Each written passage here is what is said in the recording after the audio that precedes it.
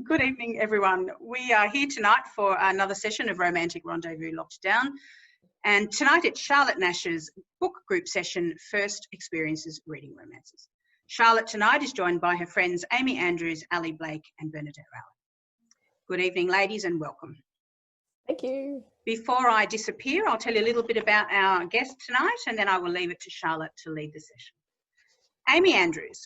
Amy is an award-winning USA Today best-selling Aussie author who has published over 70 contemporary romances. She loves to make her readers laugh, tingle and sigh, and believes in snort laughing, multiple orgasms, happy ever afters and mighty wangs.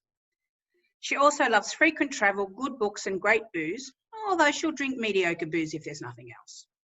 She's just taken a sea change where she consumes pina coladas from her deck every afternoon while staring at the ocean. Occasionally, she even writes. ARRLD Blake. Australian romance author ARRLD Blake loves reading and strong coffee, porch swings, dappled sunshine, sparkly notebooks and soft dark pencils. She also adores writing love stories. Having sold over 4 million copies of her Harlequin Mills and Boon novels worldwide, she is living her dream. Alongside one husband, 3 glorious rambunctious kids and too many animals to count, ARRLD lives and writes in the leafy western suburbs of Brisbane. Find out more about her at arrldblake.com. Bernadette Rowley. Bernadette is a lover of epic fantasy who is a veterinarian by day and an author by night. She has published 8 fantasy paranormal romance books, all set in her world of Thorius. When she was a young teenager, an aunt gave her a copy of The Sword of Shannara by Terry Brooks, and she has lived in various fantasy worlds ever since. And to our leader this evening, Charlotte Nash. Charlotte began stealing her mother's Jilly Cooper books at the age of 12. She's now the author of 7 contemporary novels, both romances and romantic elements, which all draw on her unconventional history in engineering and medicine. She writes science fiction and fantasy under another name and enjoys fancy tea, riding motorcycles, long summer days with books, and long winter nights with a fireplace. Ladies, thank you all for being here. I'm going to disappear now and leave you to it. Thank you. Thank you. Right. Well, welcome everybody, and thank you so much for chatting about our first experience of reading romance. And this whole book group idea was kicked off by this very book that I held up before, which, if you didn't catch it, was Jilly Cooper's Riders. And you can just make out the spine picture, but the poor thing has fallen apart. It's meant to look like this. Yes.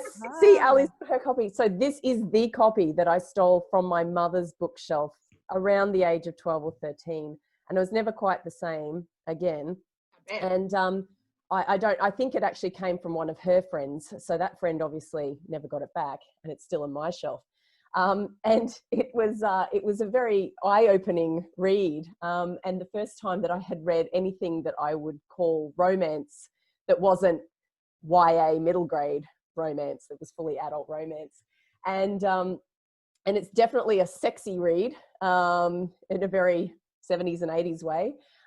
So I wanted to start off by asking that question of all of us. Do you have a particular romance book, like your first experience of reading romance? And was it sweet or sexy? And what is that story? Where did it come from? Does anyone have a burning story and wants to go first?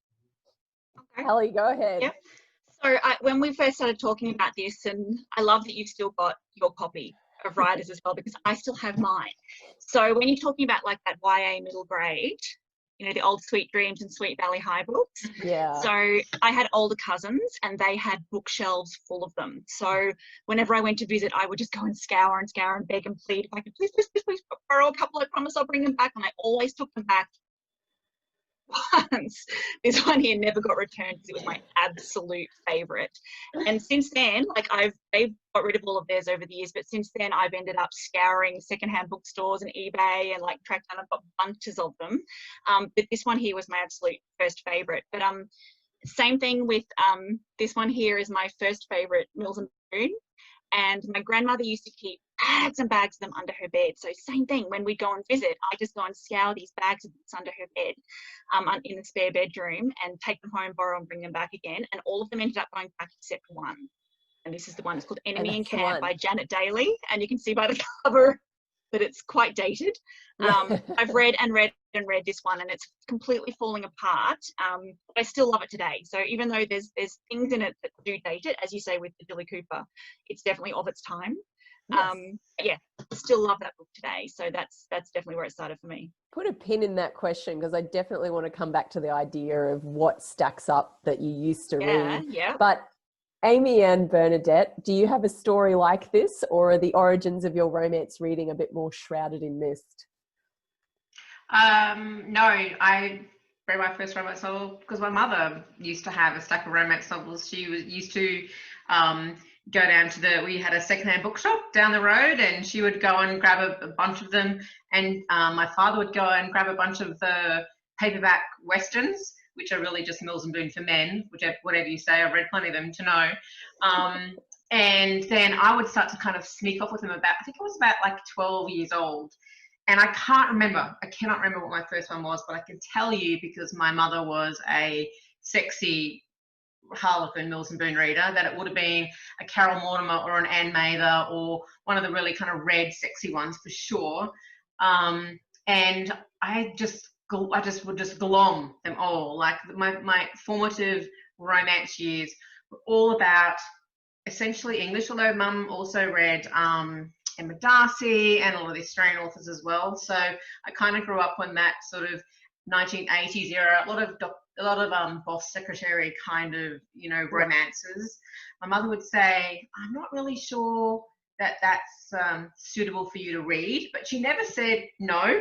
So it was always kind of like an unspoken thing, I think, between us. She also said that about Puberty Blues, and I read that when I was 13 as well. But she never said no. So I just kept on going. Went with it. Yeah. And how about you, Bernadette?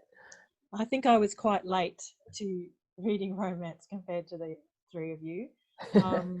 I would have been probably 19 or 20, because I was lost in my fantasy worlds, and they were just epic fantasy, not romance. And it would have been the Mills and Boon, and they would have been sweet, I would say. And the bags of books really resonates. There would have been, I came across bags, I don't know who they belonged to. Wouldn't have been Mum. Right. And Yes. then now I just pretty much just read one or other romance genre. But Bernadette, did those early sorry to just jump in, Charlotte. No, go those ahead. early fantasy ones you read, did they have any kind of romantic element in them? Yeah. All of them, yeah. Yeah, I find that too, even though I also read a lot of speculative fiction, that I like the ones the best that have something romance in them. Yeah. And the best one that I read in the last year, it's actually, I think it's just won the Nebula Award or something. It's actually a romance. Like it really is a romance, but it's wacky science fiction at the same time. Yeah. I know, I think I was the only one watching the Star Wars movies back in the 70s that actually didn't care about the Death Star or anything else. I was just about Han and Leia. I was like, what's happening with them? And I didn't even know it. I was too young, but always, it was obvious to me even from then that was the bit I was digging down into. I just wanted to grow up to be Luke Skywalker, so I missed the whole Han and Leia thing. I didn't get into him until I was older, but You just wanted your own lightsaber, Ellie. just wanted to be the star. Oh, that's so amusing. So I want to come back to something that Ali said, that we sort of, a couple of us touched on, in that these early books that we remember reading, whether they still stack up now or not. And I mean, for me, Riders is a comfort read. It's something that I can pick up and open to any page, and I know exactly where I am in the story because I have read it so many times. And it's the thing that I would always pick up as a comfort, like after a bad day or a bad week or whatever it was. And I know that that's been true for other people, because I was blown away that you can see like the book is actually in two pieces, right? So that the spine has split. And That's well thumbed. This is Caitlin Moran's How to Be a Woman. And I was blown away that in here, she talks about having found this book. And there's this part where she says, I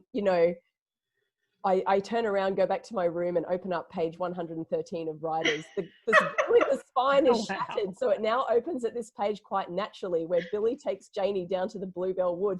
That is where my copy was broken. Exact page. So that one, even though it is very much of its time, and it's very sort of 70s, I still find it very good to read. It's well written. Whereas I can remember reading Clan of the Cave Bear, and it's much sexier sequels, because the first one's a bit rapey, but the sequels that are very sort of sexy romance, and then finding them like on a bookshelf at a B&B I was staying in, and going, oh, Clan of the Cave, you know, it was the Valley of Horses or whatever it is, and going, oh, this is horrible. And it just really doesn't translate. So how do you feel about the books that you used to love when you started out reading romance? Have you reread them, and what do you think of them now? I'm not much of a rereader, so that hasn't kind of shattered any illusions, I suppose. Perhaps a better way to be. Yeah, I do, like, I guess I was reading a lot of boss secretary kind of romances in the 80s, but even I think the difference now is that back then you really only got the female point of view, and now you can often get, you know, the dual point of view, so you get the male point of view as well. But even back then, certainly in the sexy books, female pleasure was valued. Like, you know, it wasn't just about you know, rapey heroes getting their way. It was, you know, about her always being pleasured first and things like that. And I think, you know, certainly as a sex education, that's not a bad thing to take away, you know, from a book. Right. And Ali, you've said that some of those ones you obviously treasure them and you still like them. Do they do the same things for you now that they did, or is it more nostalgia? No, I think there's the billions that I would have read. I'm sure when you sort of look across the gamut of them, there'd be ones that would definitely be a little bit more dated now. But I sort of wonder if that's why this particular one, which way do we go, really stuck with me, because I think it's still a story that could absolutely be written today, and it's actually a story that I could write. Like, it's very much to my taste and to my writing style as well. And it doesn't have, it's the hero is more of a gamma hero than an alpha hero, which they were probably more tended towards alpha back then. So I think there's a lot in it that's still very, very translatable to today. But yeah, so as to the rest of them, they're kind of lost to the blur of memory. Yes. Yeah, this one was a favourite, and I think that could be why it's a real one that lasts. And Bernadette, how about you? In those early books that you read, are you a rereader, or do they sit in your memory as nostalgia? More nostalgia. Fantasy definitely reread, although nowadays I have such a large pile that I don't get back to those old books anymore. Yeah. But just a blurry sort of happy memory of being introduced to romance, and not, you know, mum. I didn't get that from mum, so, you know, it was kind of, you know, you don't read that sort of stuff. So I guess it was a little bit of rebellion as well at that stage, and a little bit of embarrassment as well, maybe. Yeah, I think that's probably a common relationship that that probably many women have to reading romance, if it wasn't something that was promoted from their mother. You know, it's, you understand somehow that it's a little bit not quite acceptable. Yeah. And interestingly, sorry, can I just jump in? I recently read, because I never ever read any Catholic, I'm quite a bad romance author, not having read any of the really big canons of romance reading. I recently read, a couple of years ago, Kathleen Woodwis's The Flame and the Flower, which was like kind of the, you know, kind of bodice ripper that sort of started it all. And I went in expecting really not to like it, because, you know, it's had lots of negative feedback, you know, viewing it through the eyes of today as to how it was written in the 70s. And like, honestly, I think she needed a really good editor, because it's kind of like, you know, you could probably have cut it down by a third. And it is all those things that people say today. It's you know, it's really alpha hero. It's really walks that line between consent and not consent, and all of those things. But I absolutely was swept away by it. I hated myself every second I was reading it, but I was just like swept away by it completely. I was totally stunned by it. I did not expect to feel that way, and it was just, it was, you know, it definitely was of its time, and it's definitely not something that I, you know, kind of, it's not where my foundational beliefs are, but as a piece of, as a text, I'm sorry, I was completely swept away by it. That is so fascinating, because I was actually having a conversation with a student who's doing an academic project about women's pleasure and in YA sort of romance fiction, and how women are introduced to this through fiction. And we were talking about, you know, things that can seem like really wrong on a lot of intellectual levels because of how we look at things now, but underneath, something about them still works. And I was saying, I don't know if you guys have seen the 365 DNI thing that is so hot right now. There's a lot of people talking about it though. I watched it yesterday and I'm like, So did I. oh my God, like it's like, hang on a minute, consent problems and deprivation of liberty, but oh my God, it's so hot. Yeah. So there's definitely like intellectual, and then there's something else that, yes, it's very interesting that. Okay. I was actually going to ask a question about what's different in the reading world now compared to when we were first experiencing romance as readers, that, you know, you think has sort of changed their experience of it. And Amy, you've already mentioned that, you know, back then you didn't have the male point of view if it was a male-female relationship in the story, whereas now we often do. Are there any other things that really come to mind, other than the things we've mentioned about that POV and the different ways of looking at consent and these things, that's really different between first romances we read and now? I think there's like a gentle evolution that occurs. I remember kind of give it, you know, a year and a half ago when the whole Me Too movement happened. And I was thinking at the time, like, I write, my books are, even my sexier books are still pretty sweet. And I thought for people who are writing, say, presents books, that with the alpha heroes who tend to be kind of strong and dominant, I sort of thought, I wonder how, or if anything would change or would need to change, or if the zeitgeist would demand that things change. So I actually went reading a couple of them by authors that I knew, and was just completely blown away by how amazingly they handled it. You could for a really sort of subtle shift, because there was never serious issues with consent before this, but it was still enough of a subtle issue of being able to actually make it very, very, very, very clear that consent had been given, but in a way that was completely did not negate any of the present's promise. So it was done in a way that I thought, gosh, like I'm so impressed that these writers were able to do that shift in a way that completely kept the strength and the sexiness and everything. It didn't change the feel of the books at all. So I think that's probably happened over time quite a bit. Yeah. As things change politically, that things have to kind of shift and evolve, that we're a bit of a mirror to what society's like now, as the books back in the 80s would have been as well, which makes them an interesting read for that reason, because you have to look at them in the time that they were written. That's the way people thought and the way people felt. So that doesn't, you know, that's important that we can look back and see that as well. Yeah. Bernadette, you're in the sort of the paranormal space, which is one of the many rich subgenres of romance. Have you noticed a similar shift in the way that the books are written from when you were first reading them and now being a writer in that genre?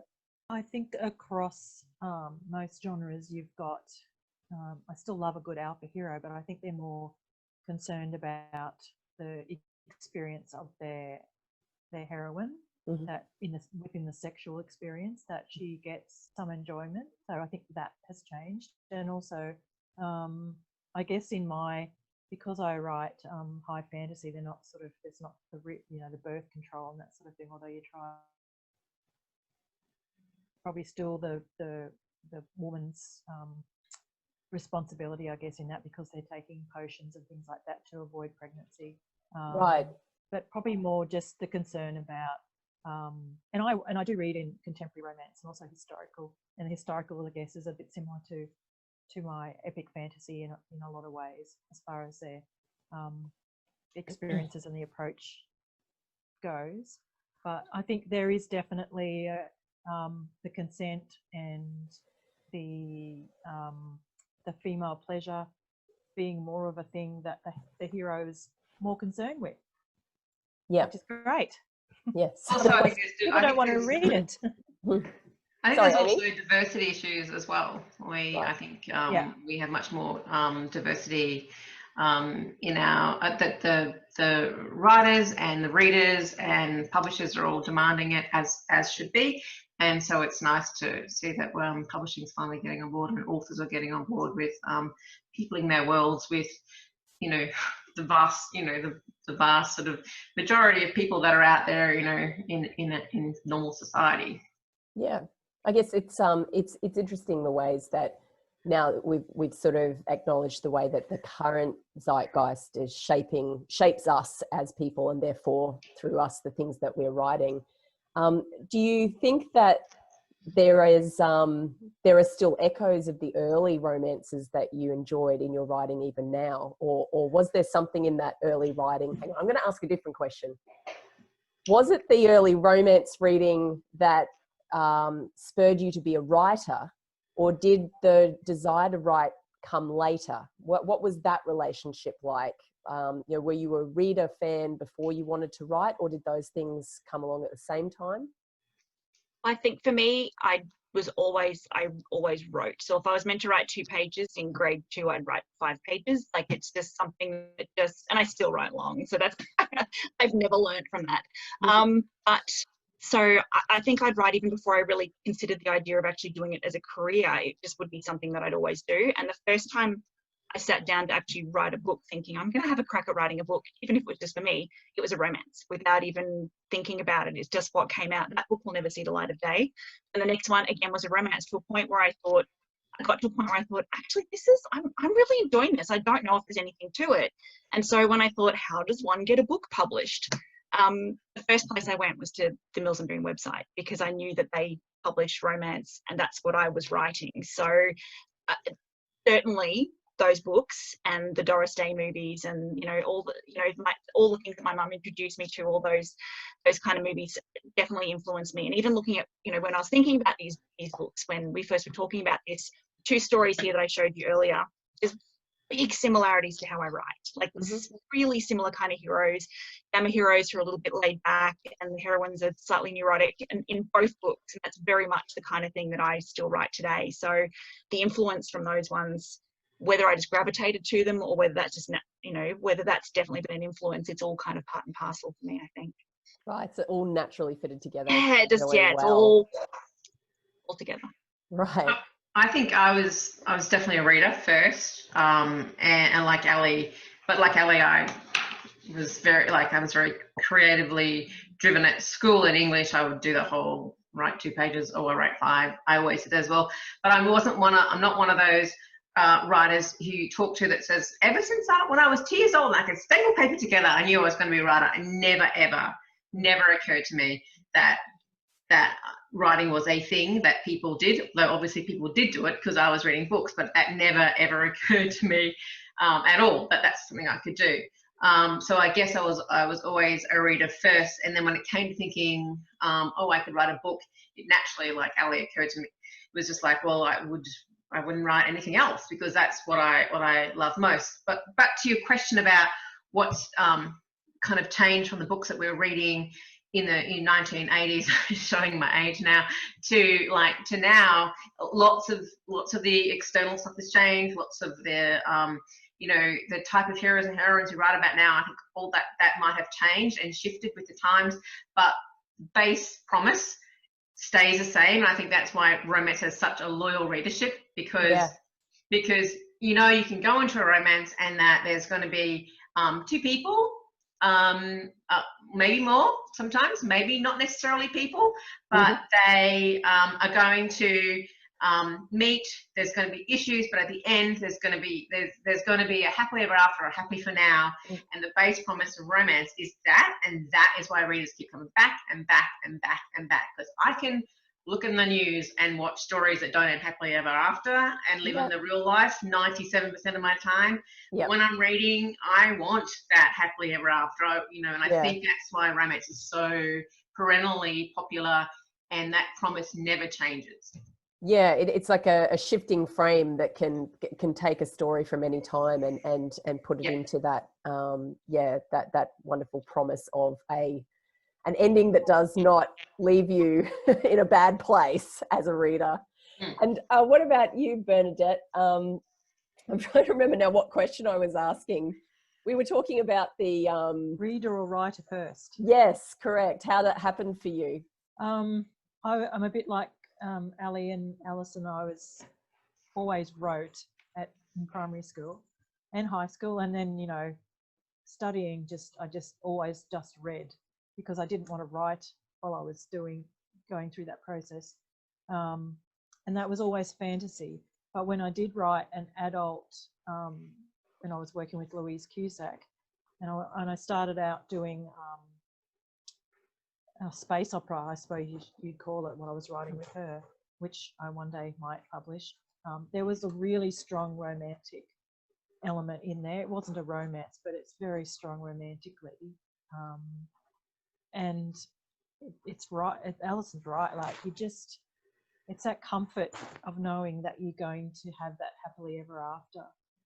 And it's in the predictability but unpredictability. You don't know exactly how it's going to happen, but you know it's going to be there somewhere. And you're not always happy, but there's nothing like it.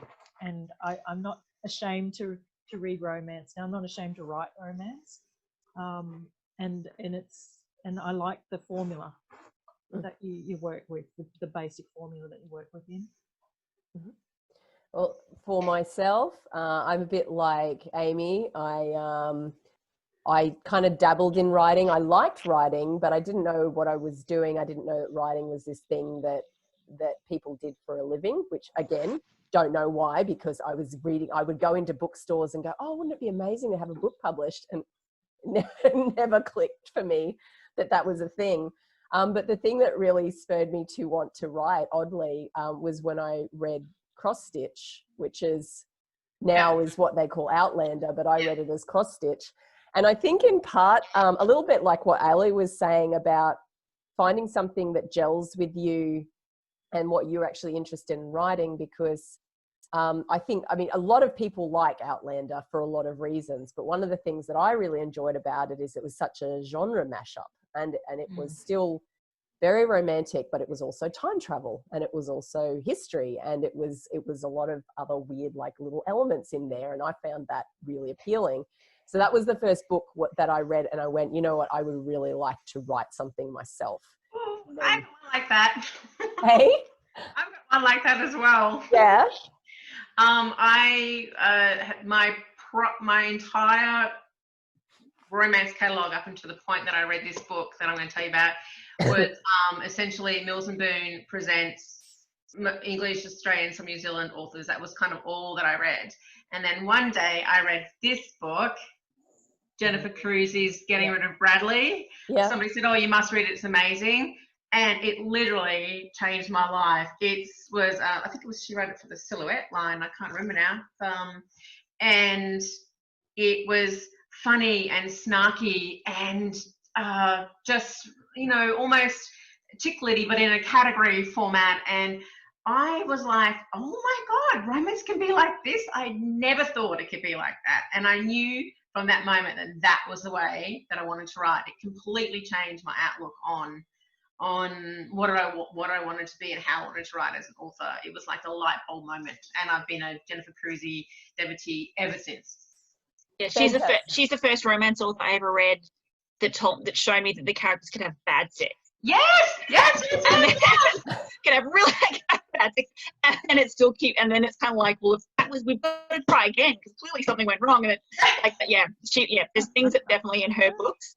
There was the one with Quinn that happened. I can't remember which book that was, but so I totally agree. Reading her books changed the way that I saw romance could be structured and the way relationships could be funnier and more raw and real, and amazing.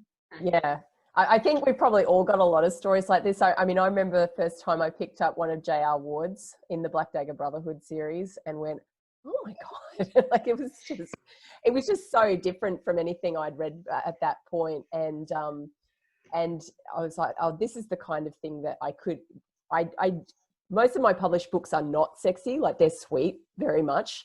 But I have written sexy and erotic stuff. It's just not in the published realm. And hers, J.R. Ward's books were the first ones where it's like, actually, this can be really good and it can be really great reading, like really well written, well rendered stories, but also really hot at the same time. And yeah, I'm sure we've got a lot of those influences, which is really fun, and the way they go together. Okay. Was somebody going to say something? No. Oh, it was a strange noise on the line. So we had a couple of reader questions and they don't all sort of neatly fall under this idea of the first books that we read in romance, but I think some of these might be interesting. I think one of them was, what authors influence your writing and what draws you to their work, and I think we've covered that a little bit with some of the things that we've just talked about. A couple of people asked the perennial question of, how long does it take you to write a book? Does anyone want to give the short answer or the long answer to that for them? It could be both. It could be short or long. Yes, well, depending on the kind of book, it always matters. Yeah. And the older I get, the longer it takes me. I don't know if that's the thing, but it just seems to be the way it's working out. Yeah. Mine have no pattern at all. I have some that can take forever, and then like the next one will be like, it's just a breeze, and it'll just like slide out of my fingertips, and I think, right, I'm gonna roll here. That's and then the next lovely one's just when that like happens. pulling teeth. It's there's no rhyme or reason to mine. So mine can be from a few weeks to sort of 3 or 4 months usually. Yeah. And it depends on how long your books are too. Exactly, like mine would be shorter, I'm sure. So Yeah.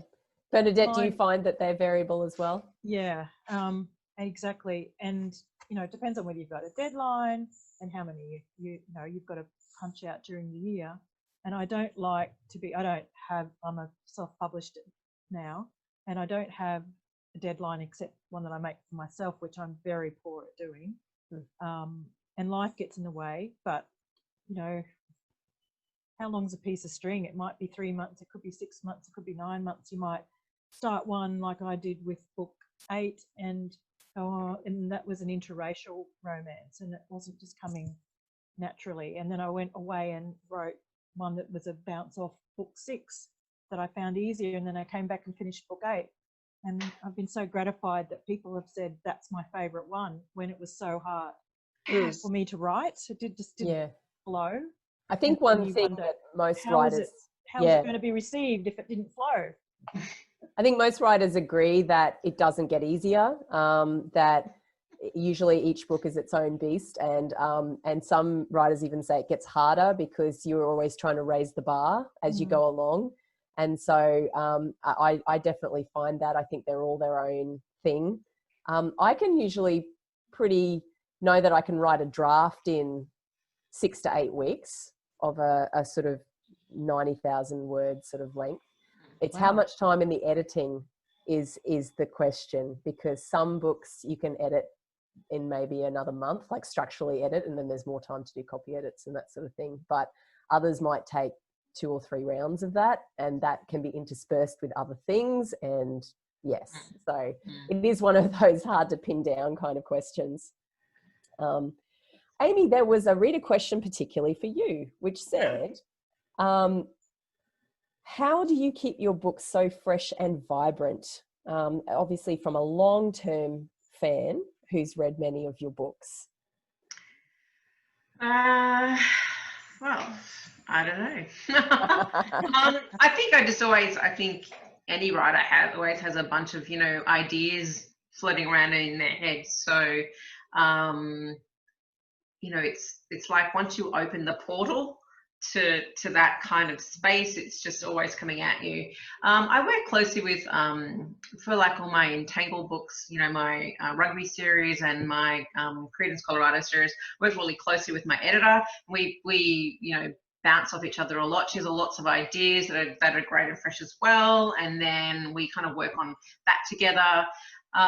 So I guess for me, I really the main thing about, one of the things I like most about working on books, and the thing that attracts me to books, is kind of having a bit of a different idea and always making that opening page, that opening line, that opening paragraph kind of stand out. So I think if you can do that, and if you're writing in that kind of comedic space that I tend to write in, I think if you can write a great, sort of first line or first paragraph, there's a bit different to everything.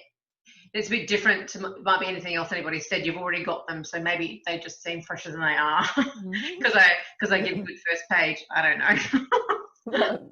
Maybe, but whatever it is, I really like the way that, we started out just talking about our first experiences of reading romance and where that kind of led. But I think maybe what comes out of that, and what Amy just said then and what we've all said, is that there's so much collaboration that goes into this creative act of making our stories, and those things come from our earliest experiences of the genre. It comes from the way that the culture around us has changed in between then and now, and all the things that we've read in between, and also now the friends and editors and other people that we work with and that help us with our ideas. So even though writing can often seem like a really isolated thing to do, that's only sort of a physical reality, and in really what's happening, there's a lot of threads being drawn in from everywhere, which is nice. Perhaps what we might do at this moment, because we've just a few minutes left and I don't want to run out of time, is that for our treasure hunters, we might hold up our little treasure signs. Now, Bernadette, are you going to turn your background off, or are you going to? Yes, going to try. So I think we are to hold them up to the screen for long enough so that our dear watchers can write down the numbers for everyone. I don't know where mine is. There it is. There we go. So the treasure hunters, there are all of the various codes for us. I don't know if you want to screenshot it or just write. Okay, I think that's probably long enough, isn't it? Yeah, okay. All right, so that's done. So perhaps we might just finish off with a sort of a loop back to the start and get more specific, because we talked about the books in general. Are there any moments or particular characters from an early romance that you read that has really stuck with you? Ali, you mentioned that particular book. Was it the character in there, or a particular moment that you really remember? Or is there another book where something like that has really stuck with you? I think there's a lot to that particular book, The Enemy in Camp 1. Kind of the setup, the hero and the heroine. There's a lot in it that stuck with me, but I think it's the black moment as well in that book that I think years later, when I was writing, I can't remember which book it was writing. It was probably 20 books in, and I was writing the black moment. And as I was writing the black moment, I suddenly had this like overwhelming kind of memory of it was like an echo of the one that I'd read, and I hadn't even realized when I was doing it that I kind of, something about the way it was happening, it was kind of the hero is walking away and the heroine is he's literally kind of waiting for the heroine to say, don't go. And he's like giving her every opportunity to say, don't go. And she's so bloody stubborn. She just flat out refuses. And then he just walks away while she's there, like holding it, the desperate need to tell him not to go in. And as I was writing it, it was like this thing of like, oh my gosh, I'm sure that was from that book that I read all those years ago. And I kept it. I have like a treasure chest where I have old notes that I wrote to my friends at school, and like tons of like my first fluffy toys, my old flute, and that book. And so I went through it going, did I keep it? And tracked it down and reread it again and kind of went, oh my God, it was from that book. So obviously, even though I hadn't even remembered it until that moment when I was writing, I was like, I'm sure that's how the black moment happens in that. And it was just, I found it just, I remember when I was reading it, like I couldn't breathe because I was like, just speak, woman, like you don't need to go. But I kept it, like even though I kind of knew that it was an echo, it wasn't, I didn't feel like I was, ripping it off in any way, but it was it was enough that it kind of was like this kind of, I remember that real visceral memory. Yeah. So it stuck with me all those years later. Amy and Bernadette, do you have any memories of particular moments or characters like that, or in a similar way? You go, Bernadette. Not going right back to the early days, but more recently, just before I was published in romance.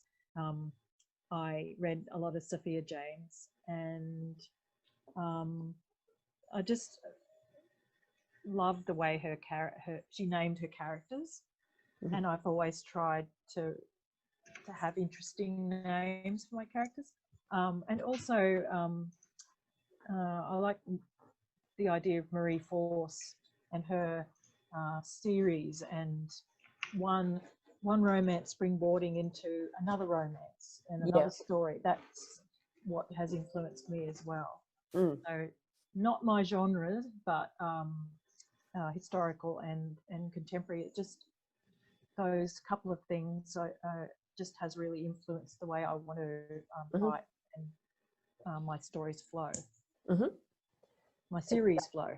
Yeah, no, absolutely. And Amy, you've mentioned the Jennifer Cruzy really changing, you know, the style of that one. In any other particular moments or characters that are very memorable from earlier days? I have lots of Jennifer Cruzy ones that are memorable. I've got all of her books practically. I think probably actually not practically, but actually. And there's one book that I always go back and read the first sex scene and again and again and again. And that's Agnes and the Hitman, which is actually one of her later books that she wrote with Bob Mayer as a collaboration. It's, as Ali was saying, she writes just this great, amazingly, appallingly bad sex, but it's really sexy, and it's, you know, so she does that really well. But actually, one of the I've read probably all of the Susan Elizabeth Phillips backlist as well, and the one of her books that sticks the most, and it's probably the one that I've reread more than any, because as I said, I'm not really a rereader, is Dream a Little Dream. And the reason why I reread this is because the hero Gabe in it is such an asshole. Like, every time I read it, I think, how on earth, especially the first time, is she going to redeem this guy? He is horrible. He is so horrible to the heroine. Like, I mean, he, you know, he's hurt, his wife's died, his kids died. Like, he's got a terrible, tragic backstory, but he doesn't give her an inch. Even at times, maybe in other books, heroes might have softened. He just doesn't. He's just this brick wall. And I was like, how is she ever going to redeem this man? I mean, you felt for him because you could tell his pain, but he was just awful. And she did. And it's just the most amazing kind of masterclass in how you can do characterization so well. So Gabe in this book really, really sticks in my brain, probably, you know, more than a lot of other characters from a lot of other books. All her books are fabulous, but this one is probably the one that sort of sticks the most. Wonderful. All right. Well, I think that we are pretty much out of time. So I'm going to say thank you to all of you for coming and chatting. Thank you very much. And I'll hand back over to Sharon to end our session and go. Hey,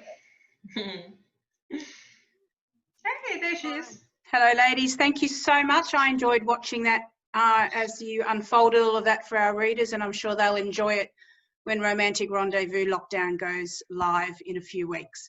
I think you should do this full time, Sharon. Sorry? You should do this all. This is a really interesting thing to do this kind of thing online. Yeah, well, I'm sure there'll be feedback. So hopefully the readers like it. They can make the request of the executive. I'll pass that on though. Ladies, thank you so much for your time. Thank you, everyone. I really appreciate Thank you. Thanks, Charlotte. Thanks, Charlotte. Nice to see you guys again.